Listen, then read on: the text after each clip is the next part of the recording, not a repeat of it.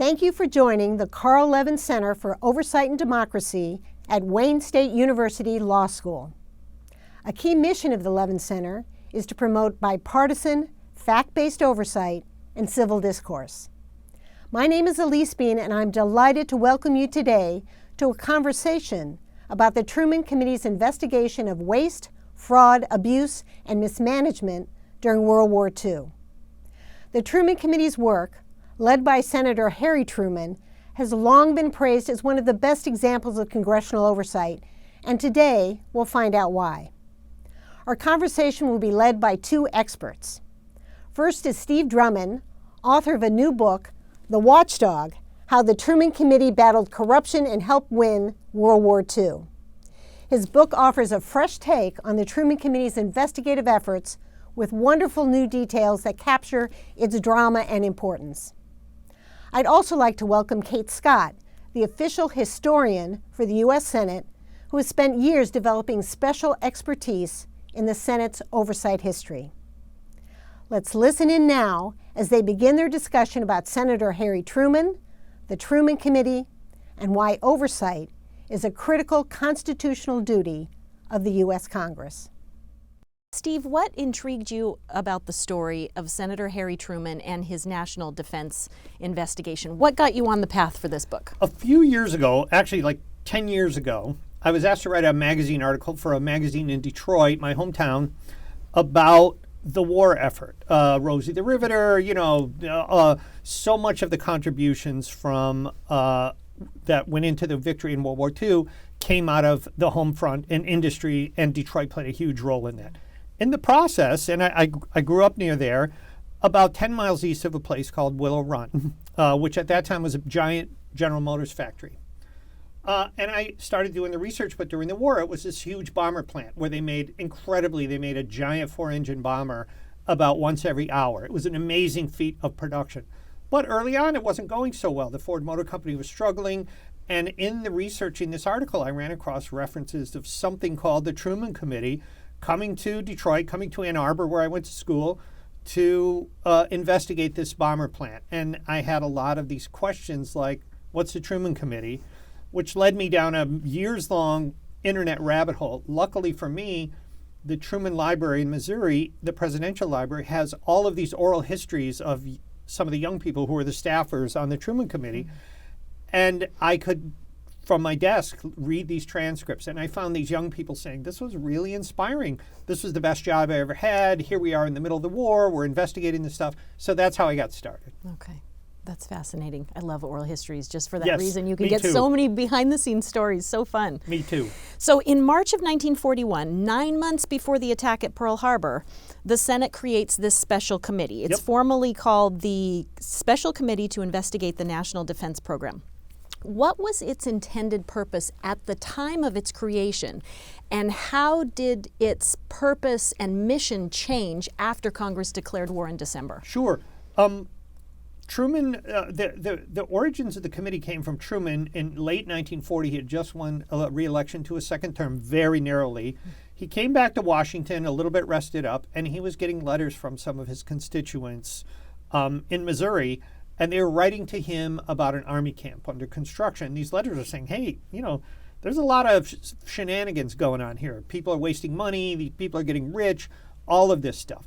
The context here is, yes, the United States was not yet at war. The war had been raging in Europe for a year and a half by this time, and Franklin Roosevelt and others knew that the United States would eventually have to participate. As is typical throughout American history, the United States once again found itself incredibly unprepared to fight a big war. They had just fought one 20 years earlier in World War I, and pretty much everything had been dismantled. So by this time in early 1941, Roosevelt and the Congress had started these rapid defense buildups. There was a huge need to ramp the Army up from being 17th largest in the world. We needed ships, planes, all the stuff was needed, and they were doing this real fast. Army camps were a huge one. The Army was going to grow eventually to, I think, 13 million men and women in uniform. So there were places needed to train them, to house them, to practice, combat, all of these things. So Truman, in typical Truman fashion, got in his car and drove out to Missouri from his apartment in Washington. He drove out to Missouri and he saw a lot of lumber sitting around in the snow, rotting, men sitting around playing cards, contractors soaking the government. He came back very angry from that trip, and that's where the idea from the committee came from. I should say Truman was a Democratic senator, and he was proposing a committee that would look into the administration of his own party and his own president. Nobody was very excited about this, including Franklin Roosevelt. As you know, having said that, it quickly became clear that if a Democrat didn't do this sort of investigation, then Republicans were very eager to do so. So basically, the committee started as kind of a concession to Truman. They gave him a tiny appropriation and let him do this committee. And it was from there that this whole story and Truman's whole life changes from that moment. I mean, Harry Truman is a name most Americans would know at this point as President Truman. Right. Maybe as Vice President, because that's how he becomes president when Franklin Roosevelt passes suddenly while in office. Right.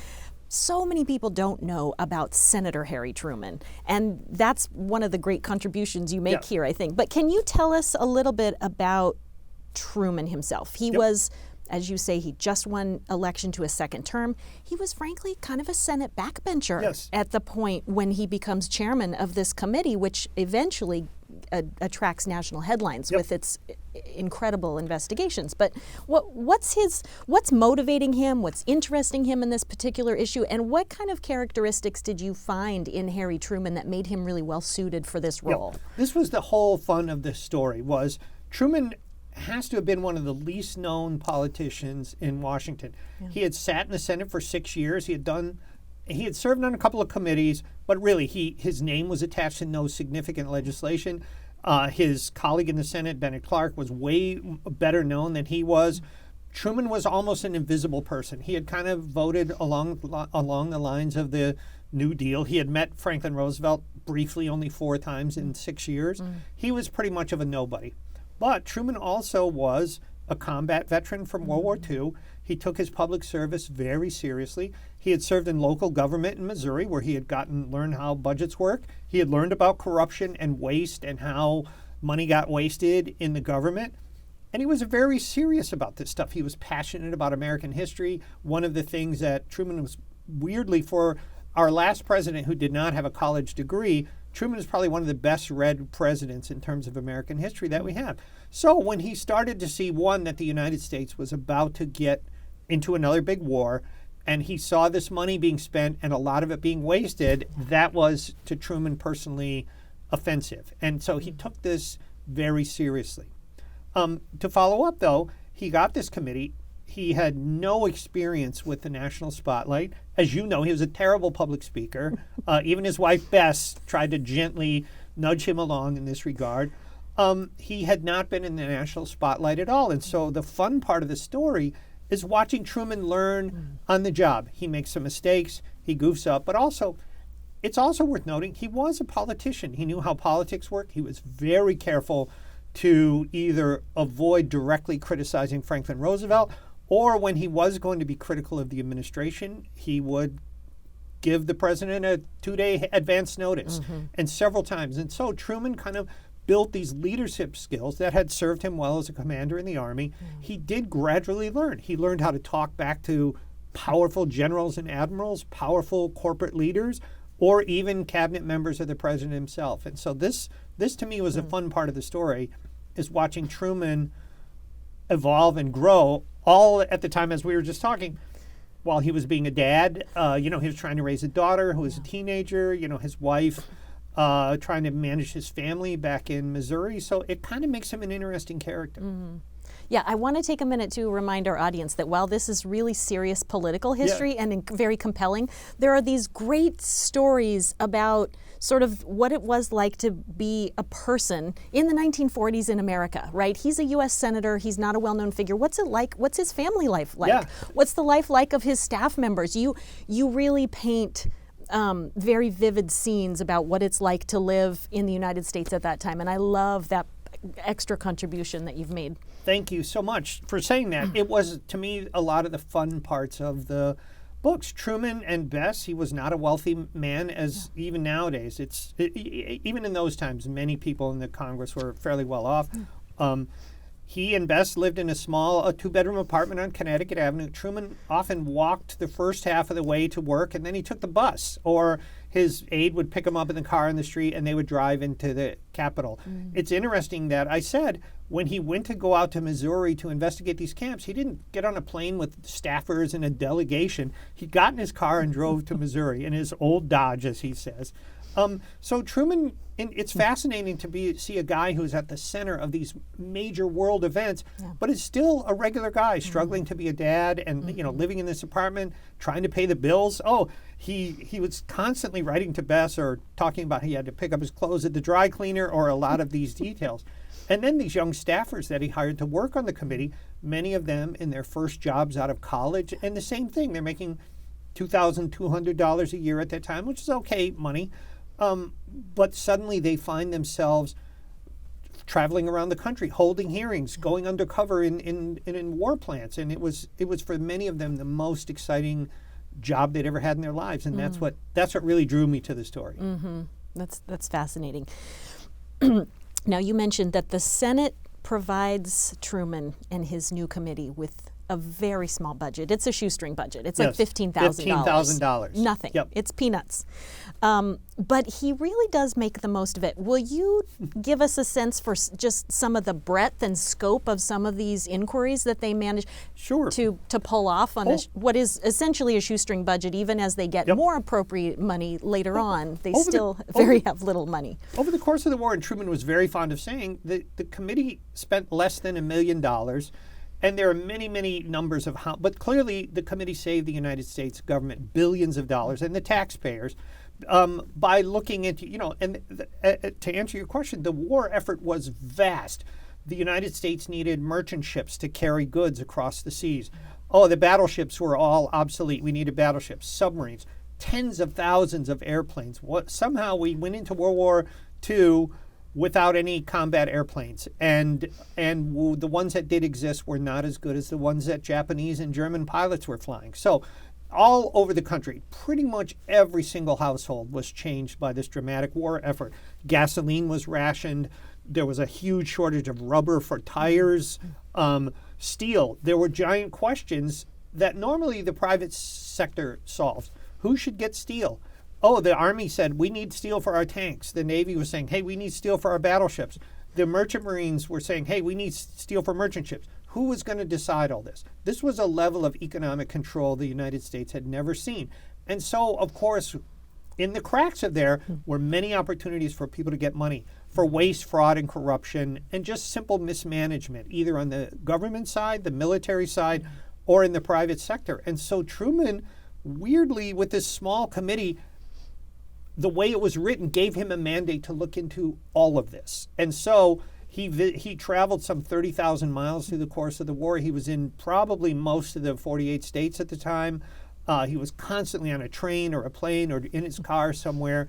And very quickly they started to make news and started to make headlines. Tell us about a couple of those investigations. Sure. The first big one, as I said, was the Army camp report. They picked an easy target for their first thing. Truman was trying to kind of low-hanging fruit that would make an impression. They chose 9 Army camps, including the one he had visited, Fort Leonard Wood in Missouri. And they found incredible stuff going on, money being wasted. The plans for building Army camps after World War I had been lost somehow, and nobody could find them. They had forgotten that these camps would need concrete roads and heavy concrete pads to park a tank on. The basic soundbite the committee said was the Army was operating along Civil War lines as if there were going to be horses or something in this war, when the war that Adolf Hitler was fighting in Germany had totally thrown all that out the window. So they held hearings and they put out their first report, which pretty much said about $100 million, which at that time was way more than it sounds today. Yep. And this got a lot of headlines. Truman suddenly found himself on the front page of pretty much every paper in the country saying, hey, waste $100 million of your money is being wasted. And from there, they went on. They did a big report about the rubber shortage and what should be done there. Basically, it gave Franklin Roosevelt the incentive to finally forced the giant automakers to stop making cars. It wasn't so much this the worries about cars and gasoline rationing. It was the fact that there was no rubber for people to drive anywhere. Right. From there to airplanes. The airplane report was a huge one in which they said things that the American people don't like to hear all that much, which is your airplanes that your sons are flying are not as good, and they're being shot down sometimes by better airplanes flown by German and Japanese pilots. Throughout the war, one of the things the Truman Committee did was tell Americans news that they didn't like hearing all that much. So once again, that airplane report, front page news all over the country, and slowly, as we've been discussing, Truman starts to find himself a power figure in Washington, D.C., and he's being called to go on the radio. He's becoming a national figure, basically.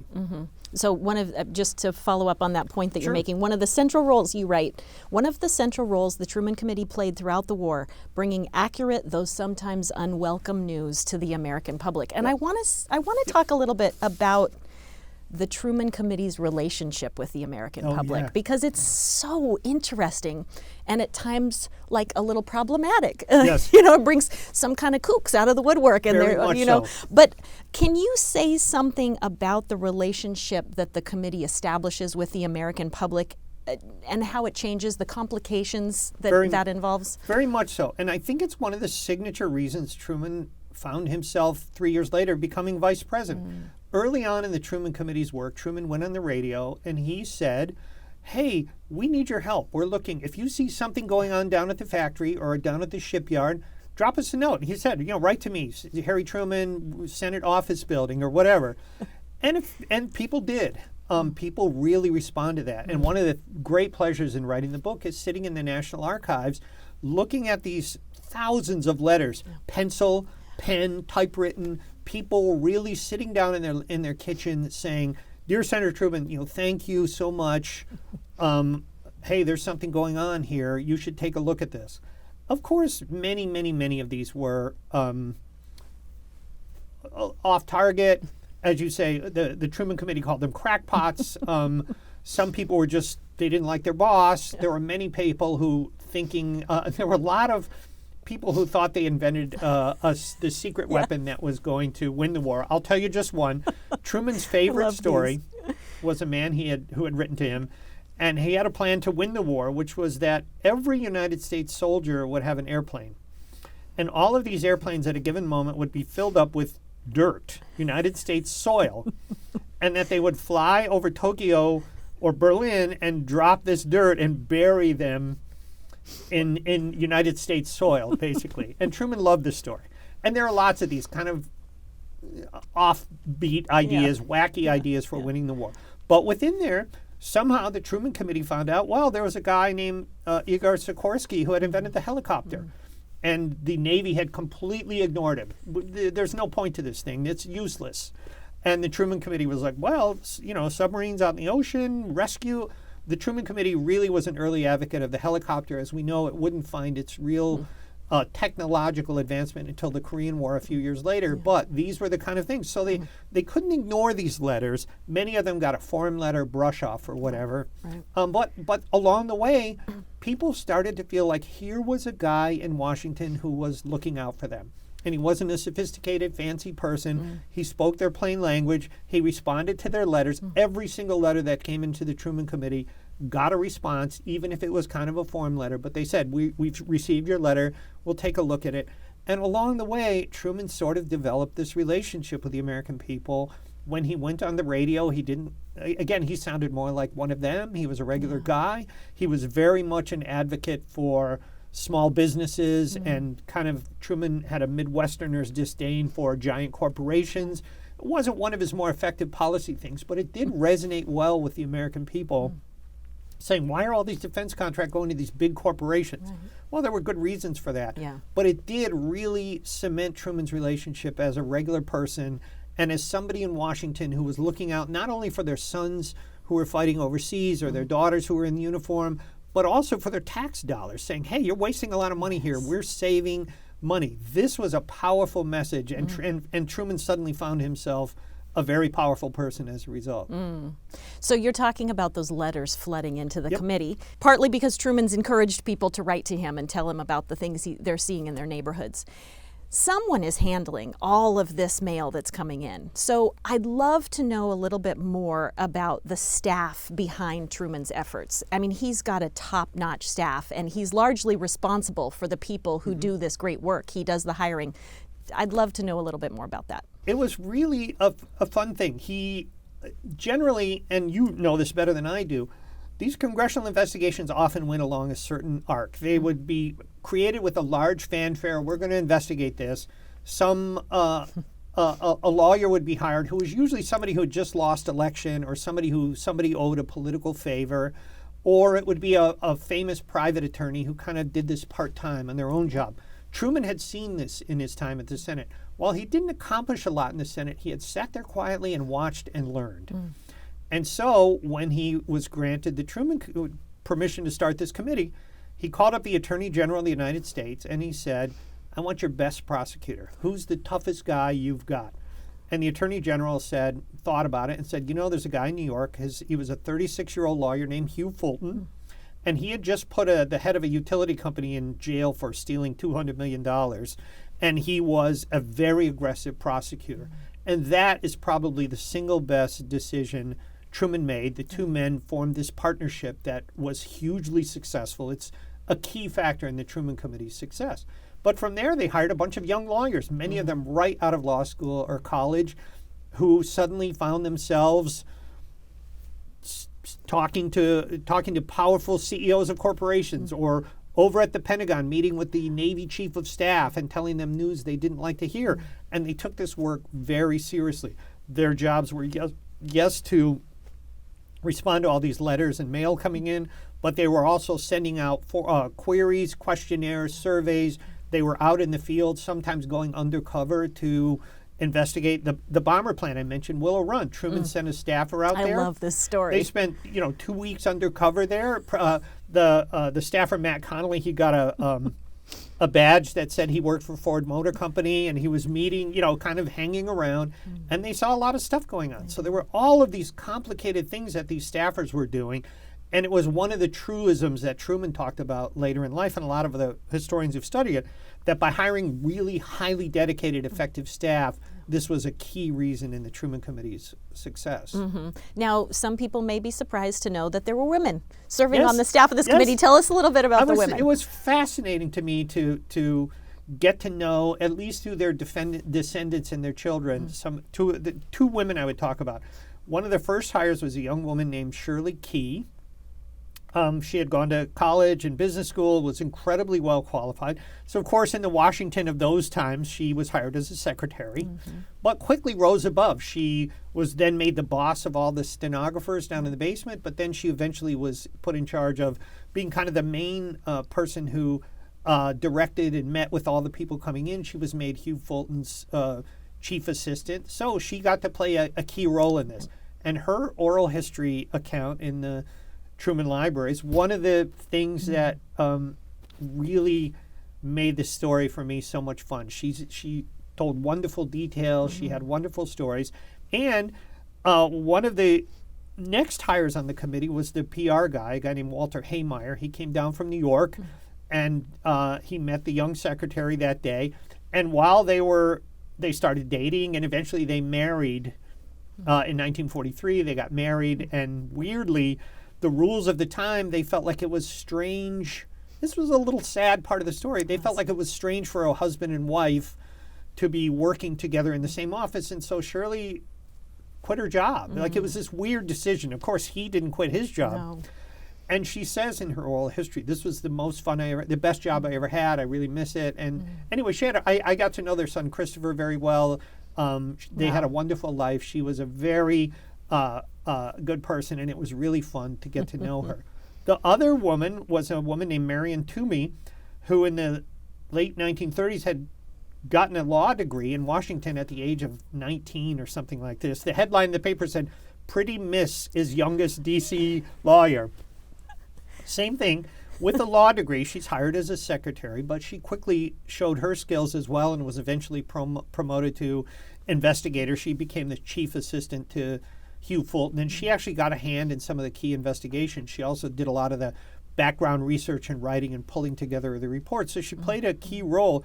Marion Toomey had a long and extensive life after that. She became a pro bono attorney for many years in Virginia. She lived to be 100 years old.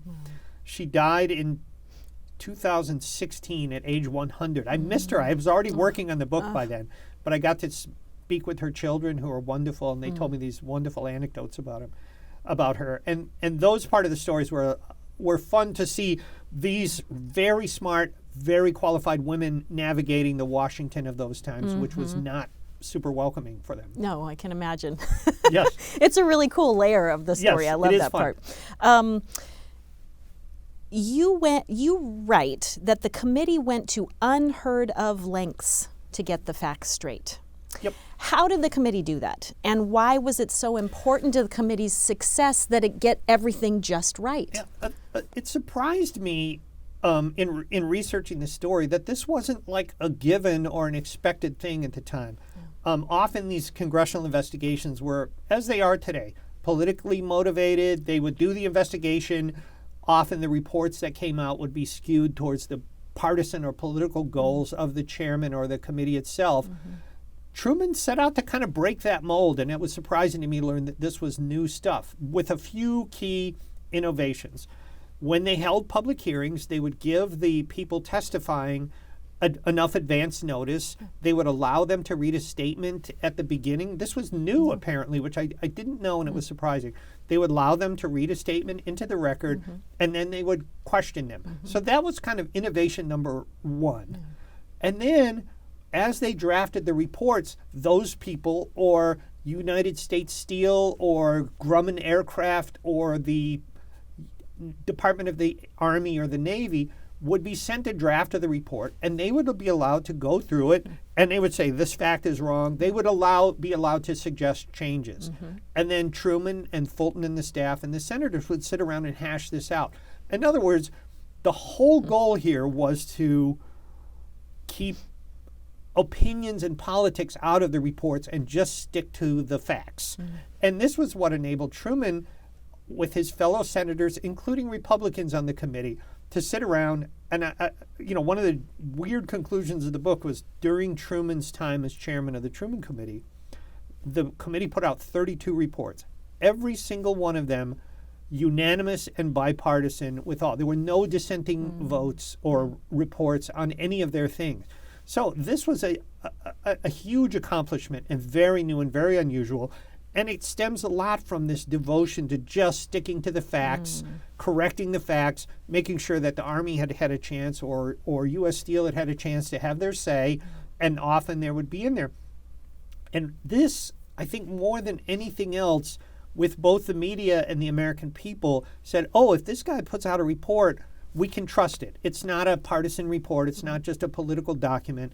But this is really what's happening. And it's really what, again, helped build that trust. Again, starting with the media and then moving to the American people in the Truman Committee and the work that they did. And I think it's really a huge factor in what made them so successful. Now, to our modern ears, we might be surprised to learn that these were unanimously, these reports, all 32 of them, were unanimously supported by members of both parties. Let's talk about the relationships that Truman has with other members of the committee. It does become known as the Truman Committee, but he's not the only one doing the work. I mean, I love the stories you tell about him traveling with the members of the committee, where they go. Some of them go to Alaska, while some others are in California. Tell us about Republicans and Democrats on the committee. I know they change over time, but what are those relationships like, and what kind of work did the other members do? I think, as you all know, the Senate is kind of like a community, and there is a little bit of the more collegial and respect in the conversation, the debate, and certainly way more at that time than there is now. It's not to say that there weren't partisan differences, political differences. You know, Roosevelt was hugely popular in some parts of the country and very unpopular. So it's not like there was some dream time of bipartisanship. But Truman worked really hard at it. And he did a couple of things that really, really worked. Sitting around in his office with with the other senators hours and hours and hours, and basically they would go over the drafts of the report, and there were disagreements, and often Truman would take the two people who disagree and say, okay, you two go over, you sort this out and come back and we'll talk about it. So that was one thing. Truman was willing, amazingly willing, again through the lens of today, to share credit. He would often appoint a subcommittee if investigation was taking place in a certain state or a certain industry that one of the other senators, he would appoint the subcommittee. He would let that senator chair the hearings. He would let that senator present the report to the full Senate. Truman was willing to take the back seat. It's a weird thing. Truman loved to say he didn't care about the press, which of course is not true. Not true at all. Many of his letters are like, oh, I was in the front page today and I'm in the St. Louis blah, blah, blah. But of course, I don't really care about the press. But he was willing, he didn't grandstand for the press. He believed that all the media should get a fair shot at this. And he was willing, again, to let some of the other senators take the limelight every now and then. And so it was very much a collaborative effort. And many of the other senators made significant contributions, including the Republicans, made contributions to the committee. Yes, it became very much associated with Truman. And when he resigned from the committee, it continued for several years, but it did kind of fizzle out. But a lot of this stemmed from Truman's real devotion to the work they were doing and to kind of being collaborative. Now, in all the archival materials that you've reviewed, did you find any evidence that any of those other senators resented the fact that Truman got so much credit for the committee's work? No. Having said that, though, by 1944, a lot of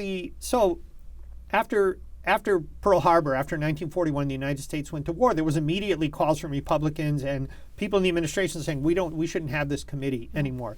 Truman met with the other senators and they put out a statement saying, aimed largely at Franklin Roosevelt, saying, no, actually, now that there's a war on, our work is even more important. And one of the key strategic things Truman did was they did not criticize the conduct of the war, the strategy of the war. That was all left. There we're looking in the defense buildup and now the war buildup, and Truman stuck to that, which was very smart, and it protected him in that way. But as the patriotic and bipartisan spirit of Pearl Harbor 3 years later, when it became clear the United States was going to win the war, but also as the clock ticked over to 1944, a political election was looming. Franklin Roosevelt would be running for his fourth term. Historic fourth term. People thought that was egregious, that he was trying to become a dictator or a king. There was a lot of questions of whether he even would run. From his point of view and from the Democrats' point of view, saying, hey, he had led the country through the Depression, through 3 years of war, it was almost done, and eventually Roosevelt did run. But the point being, as 1944, as a political campaign heated up, it became harder to maintain these bipartisan tensions, and it was, you can see in the notes, the politics starting to creep into the Truman Committee, and Truman himself fueled that once. He came out in favor of a fourth term for Franklin Roosevelt. His two Republican colleagues on the Senate say, hey, you can do that as a citizen, but not under the name of the Truman Committee, and they were very angry with him. So these tensions did start to build up as 1944 went along. It wasn't a perfect happy family all the time. You have written a really engaging book Thank that you. is political history and congressional history, and I'm just wild about it. I've read it twice now. Thank you. It really is a book, I think, that works well for people like me who are history nerds, but also just for general audience. You know, people who might just be interested in knowing more about World War II, but from a different perspective, because you offer that in the book. It's also a story about congressional oversight and congressional oversight's place in our democratic government.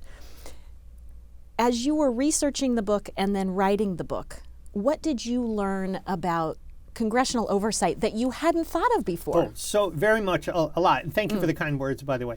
I'm thinking of the cover. So one of the moments when Truman realized he and the country realized that Truman had made it was the March 8th, 1943 issue of Time magazine. Truman is on the cover, but to answer your question, the headline says, Investigator Truman, and underneath it says, a democracy has to keep an eye on itself. And that's really what I learned so much about in writing this book was the really important role that Congress, different from the news, I'm a journalist. It's one of the reasons you say I'm not a historian or a scholar. I'm a storyteller. And so that was my goal here. But along the way, you start to see how important this role of Congress, keeping an eye on being efficient, rooting out waste, fraud, and corruption, spending the taxpayers' money wisely, and making sure that the whole point of the story was making sure that the millions of American soldiers and sailors and airmen fighting overseas had the best equipment, that their fighter planes were the best ones, that somebody didn't goof up in making their rifle and that it didn't shoot straight. These were real basic things. And the Truman Committee, time and time again, found itself looking into this stuff. A cool thing for me was, in terms of this role of oversight, was, yes, Truman got a lot of press, but so much of the committee's work was done behind the scenes, and Truman liked it that way. Basically, if he could call up George Marshall, the Army Chief of Staff, and say, hey, you got a problem at this factory, at this Army base, fix it. If that happened, no harm, no foul. Everybody was fine. Truman had not embarrassed the military during the time of war. He had not embarrassed the President of the United States. The problem got fixed. And time again, Truman even writes in his memoirs, he said, I don't care who got the credit. I was just happy to do this. And that was really a role they took seriously. And it's kind of inspiring to watch that happening right in front of your eyes. It had its limits. I can talk about that too if you want. Well, I'd love to. And to follow up on that point, you write, Truman always gave them a chance to clean up their act.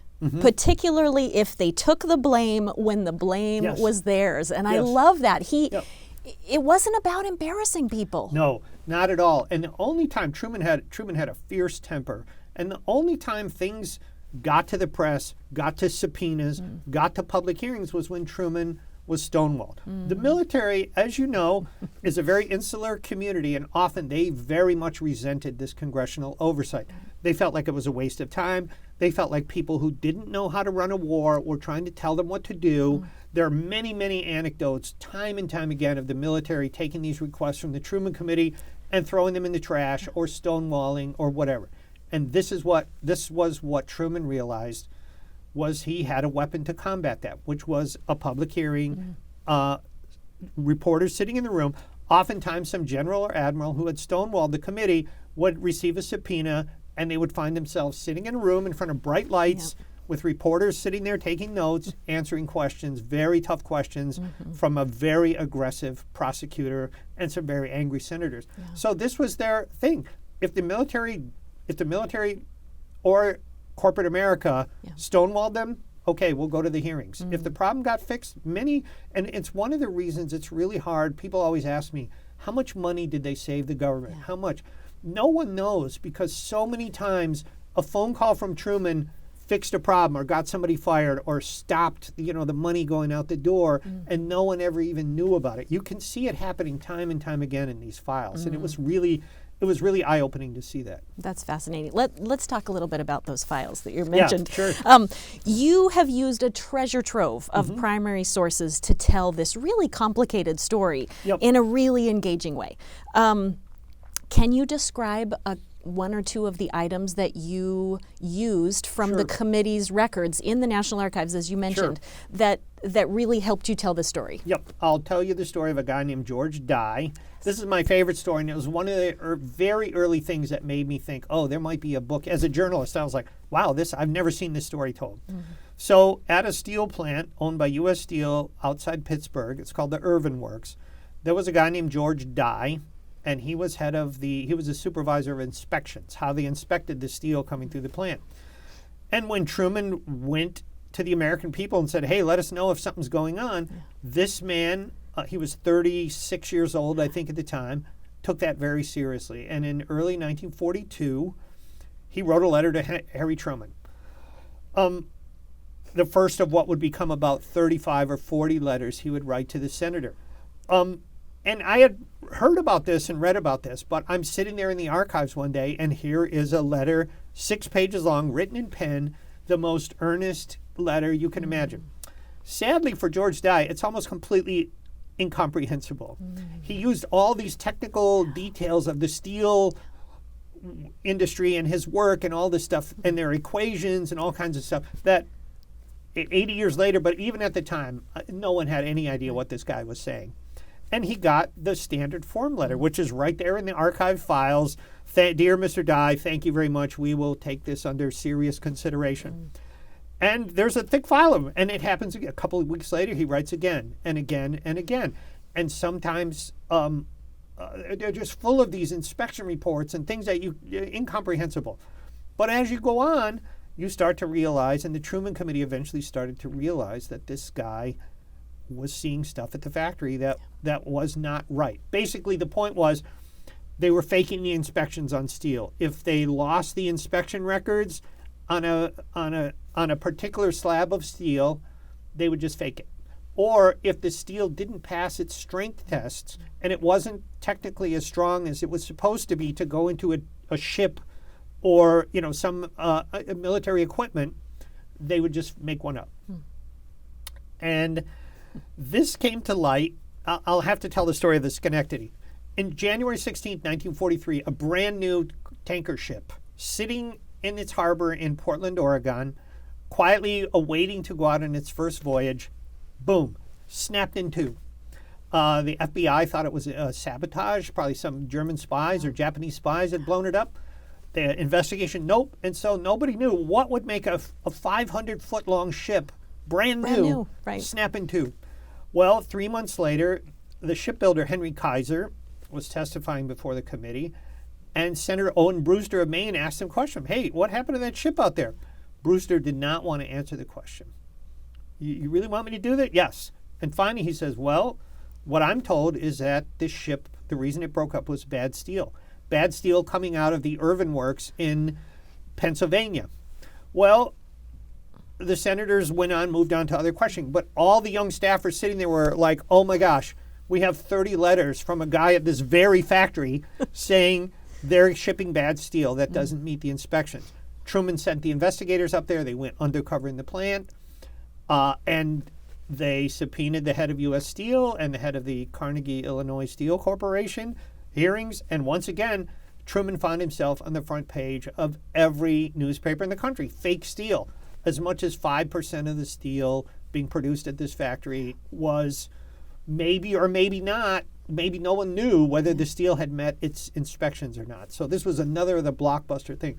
But to me, seeing these documents, when they came to his house in Pittsburgh, George Dye took a pencil and drew a map showing an X on the spot where these inspection records were. So when they went into the plant the next day, and the U.S. Steel officials were telling them, well, we don't really keep those records and I don't know where they are, the investigators knew they were 10 feet away in a drawer. Anyway, this is probably the most dramatic story that I ran across, and it was really so strange to see these documents right in your hand, these handwritten letters. But there were tons of them, from thousands of letters and documents from all over the country that were really, really inspiring. Many of them just a mom or a dad writing in saying, hey, my son is overseas. Thank you, Senator Truman. You're really fighting the good fight for us. How dare the steel company, make profits while my boys are fighting? These things are really emotional, and you can really feel,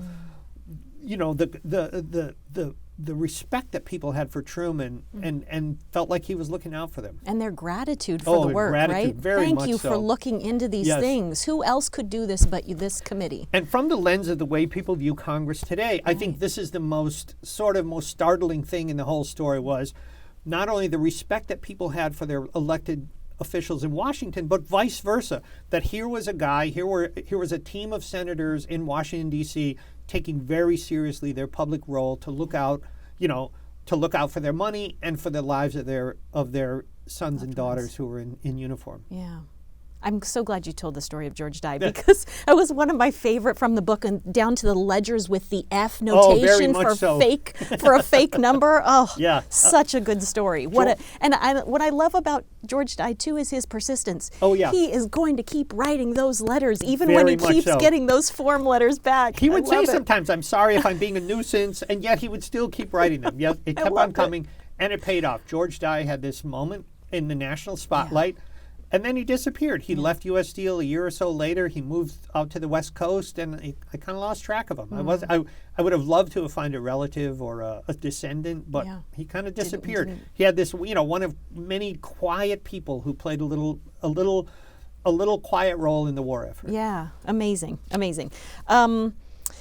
Now, in 1944, Truman resigns as committee chairman. You've mentioned that already, to run for vice president with Franklin Roosevelt, picked in part as his running mate because of the role he's played in this committee. And Americans respect and trust for this figure. What happened to the committee after Truman's departure? So it continued for several years. There was still work to be done. It became, I think, the Meade Committee, named after Senator James Meade. Afterwards, a new chairman took over. They still had work to do. The United States, having geared up, changed the whole economy to gear up for war. Even a weirdly harder challenge was to turn it all backwards, to restore the economy, or to return the economy to a peacetime setting. Well, return to what? The peacetime setting before World War II was 25% unemployment, terrible depression conditions. Right. So there were a lot of policy work. Truman had begun this work in 1943, which seems weird with 2 years of war to go, but everybody knew the United States would eventually win. There was a need to turn this spigot off. Why keep making tanks or bombers or airplanes that by the time they were constructed and sent overseas, the war might be over? So there was a lot of tension around this. So the work of the committee continued afterwards. Everyone kind of agrees, even at the time, that with Truman's departure, the moment had passed. They did work, they put out good reports. It was no longer front page news around the country. Politics start to intrude in the committee a little bit more, and it just slowly kind of faded away. It didn't go away. They still had important work to do, but it was not the same thing. Truman's chairmanship at this key moment in American history was just that, a moment. And when Truman resigned, everybody most of the staffers moved on to the new things. The momentum sort of faded. So Truman, just as a Senate historian, I can tell you that there's a great connection between the Truman Committee's work and one of our committees today, which is that the Senate recognized the significance and power and importance of this kind of investigative and oversight work, and created eventually from the Truman Committee the Permanent Subcommittee on Investigations. That's awesome. So that's one of the legacies of this committee. Everyone writing a book like this wrestles with the so what question. What difference does it make? Why tell this story when you could tell so many others? What lessons are there to be learned from this story, do you think? Sure. And as you mentioned, I'm a storyteller and I'm not a historian, and my goal was not to club people over the head with this stuff, but it's hard not to to see elected public servants doing their jobs, and then there are a couple of cool lessons. By not seeking publicity, Truman got tons of it. By dealing square with the media and the American people and telling them an honest truth, the people respected and responded to that. I think that's a message you desperately would love to apply to things today. I think some of the failures of the Truman Committee, or some of the limitations on the Truman Committee, have relevance even today. Many times, a few times during the war, Truman would stumble onto an investigation. The most notable one was the Manhattan Project, which was the atomic bomb project. The military told him, back off, don't touch this, and Truman respected that. But it also shows some of the weaknesses of congressional investigations when the government chooses to say, oh, national security, hands off. Oh, this is top secret. And in a couple of the investigations, Truman was stonewalled. Truman was effectively limited in what he could accomplish because of this limitation on national security. That's both a valid concern and also a thing that a government can hide behind if it wants to. And so this, I think, is still one of the tensions we see today. We see constantly of the $70 toilet seat or the $200 wrench and these little things buried in the military budget. And when the military lays down that cloak of secrecy, it becomes really hard for either the media or congressional oversight to probe into that. So that's still one of the lessons and one of the tensions I see today. Yeah, I love that. That's one of the quotes that I wrote down from the book that really stuck with me. An issue that has repeatedly come up over the course of the book. as you write, the conflict between the role of Congress or the news media in monitoring the activities of the government and the military's efforts to conceal those activities from scrutiny behind a shield of national security. We saw it in the next president, Dwight Eisenhower, warning against this whole giant military-industrial complex. We saw it during the Vietnam War and the release of the Pentagon Papers, in which the Nixon administration especially was saying, hey, this is national security, we can't talk about this. I mean, that thread is very continuous. But it's also a thread of powerful Senate investigations, from the Kefauver hearings in organized crime, the hearings in the financial collapse a few years ago, the January 6th hearings. We still see these threads, and I say the DNA from all of these committees, a lot of it goes back to the Truman Committee, of laying down some of these basic principles of how these things are conducted that I think are still done a lot of in the same way today. Showing how it can be done. Showing how it can be done. Yes. It can. Even in the midst of war. Exactly. I mean, in a time of what greater national crisis can we face than that? Right. And yet still doing this effective oversight. It's a fascinating story. My last question for you. The Levin Center is part of a movement to improve civic education in high schools across Michigan and the rest of the country. Yep. How does this book fit into those conversations about civic education? Yep. I think as a journalist and an educator myself, there's nothing, I think we're having a lot of national discussions right now about fake news, about misinformation, or what is the truth. And so I think the oversight role that Congress can play is a huge can play a huge role in pulling back the layer of whether it's secrecy or mismanagement or fraud or corruption. We need that sort of, and we need a place where we can go, where we can get information that we can actually believe now more than ever. I think that's a huge issue, and we're really struggling right now with some huge misunderstandings on big parts of the population about how our government works and how it's supposed to work. And I feel like this was a really fun civics lesson for me of kind of some of this, how a bill becomes a law stuff that I learned in high school. You see it playing out in the story of the Truman Committee. And again, in a story that hopefully is something that there's something that you get to follow along this story, and something enjoyable to read as well. Right. And it's not just about Congress passing laws. No. When Congress passes a law or appropriates a lot of money in this case for something, what happens to that? What role does Congress have to play after that? Right. It's funny, the Truman Committee they were not empowered to issue legislation. They didn't write bills. We totally think of that as the role of Congress. This oversight, this investigating function. Again, that was a revelation to me, and it was really fun to spend 5 years exploring it. This has been such a great conversation, and I so enjoyed the book. Thank you so much for writing it, and thanks for being part of the conversation. Well, thanks for the great questions. Fun to talk about it. I really enjoyed it. Good. Thank you. Thank you, Kate Scott and Steve Drummond, for that excellent discussion of the Truman Committee's investigation of waste, fraud, abuse, and mismanagement in the defense industry during World War II. The Truman Committee's work not only strengthened U.S. defense efforts and saved taxpayer money, it also fulfilled Congress's obligation to act as a check on the executive branch to ensure honest and effective government. As our namesake, Senator Carl Levin, once put it, you can't have good government without good oversight. The Truman Committee proves the point. If you would like more information about the Truman Committee, I invite you to check out not only Steve's book, but also our Truman Committee Portrait and Oversight on the Levin Center's website. Thanks again for joining us today.